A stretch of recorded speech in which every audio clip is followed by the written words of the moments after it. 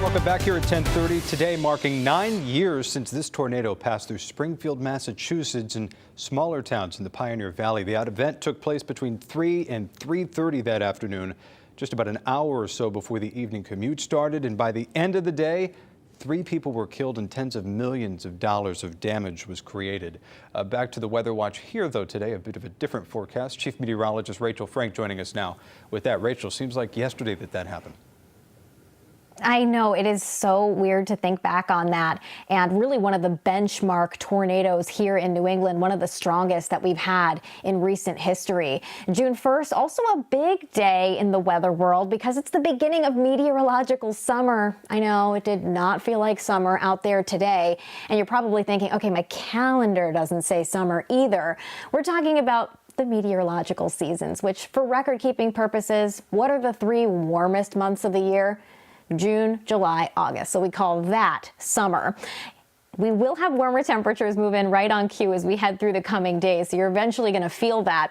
Also, June 1st is the start of hurricane season, and you're probably thinking, okay, well, June seems a little early. Normally, we're talking about thunderstorms during that time, and you'd be right about that. We typically don't see the season really start to pick up until after about mid-August or so, and it peaks in the middle of September, and that's when Connecticut, really needs to keep an eye on things closely. We've already been through 2 storms. That was before hurricane season started. The next storm up would be Cristobal, and actually tropical depression number 3 right now in the Gulf of Mexico. This storm is going to be doing a little bit of a loop-de-loop, but is forecast to become Cristobal as we head throughout the next few days or so. By Saturday, it's still just hanging out in the middle of the Gulf of Mexico, so it poses no immediate threat to land other than Mexico. Taking a look here locally, though, and taking a hard right, we're talking about beautiful sunsets and beautiful rainbows that we had out there today. This is from Joe Spino, a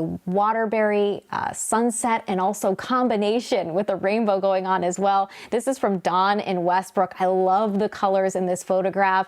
From Jason in Cromwell, another rainbow there. Matt in Mystic tonight with a beautiful sunset, and Fabio Sorrentino, he was taking a beautiful sunset walk in Hartford. All right, low temperatures tonight, not going to be as cold as they were when you woke up this morning. Instead of lows in the 30s, we're looking at upper 40s and low 50s, middle 40s for some of our cooler spots in northern Connecticut. Tomorrow, we'll either see a mix of clouds and sun or mostly cloudy skies. Either way, it's not going to be a fully sunny day. There might be a sprinkle, but overall, much of the day is dry, very similar to today.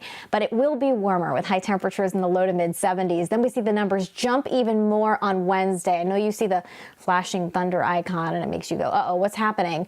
There might be a spot shower or thunderstorm, but I think most of Wednesday is dry, and it's going to be warmer too, with highs around 80 degrees at the shoreline and low 80s inland, and we continue to warm up from there. Middle 80s Thursday and Friday. Thursday, there's no threat for a shower there, but there could be a pop-up shower on Friday, especially in the afternoon, and maybe Saturday afternoon too.